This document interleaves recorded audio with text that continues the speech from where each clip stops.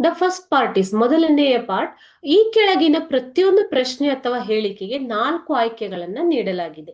So ಸೂಕ್ತವಾದ ಒಂದು ಉತ್ತರವನ್ನ ನೀವು ಆರಿಸಬೇಕು. ಓಕೆನಾ?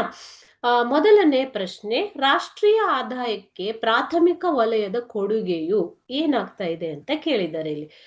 ಆಪ್ಷನ್ ಎ ಹೆಚ್ಚಳವಾಗುತ್ತಿದೆ, ಆಪ್ಷನ್ ಬಿ ಕ್ರಮೇಣ ಕಡಿಮೆ ಆಗುತ್ತಿದೆ, ಆಪ್ಷನ್ ಸಿ ಸಮವಾಗಿದೆ, ಆಪ್ಷನ್ ಡಿ ಹೆಚ್ಚು ಕಡಿಮೆ ಆಗುತ್ತಿದೆ ಅಂತ ಹೇಳಿದ್ದಾರೆ.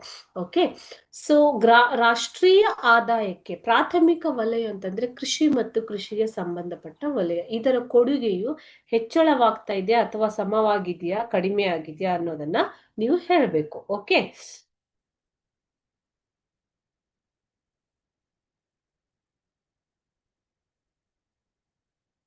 ಸರಿಯಾದ ಉತ್ತರ ಬಂದ್ಬಿಟ್ಟು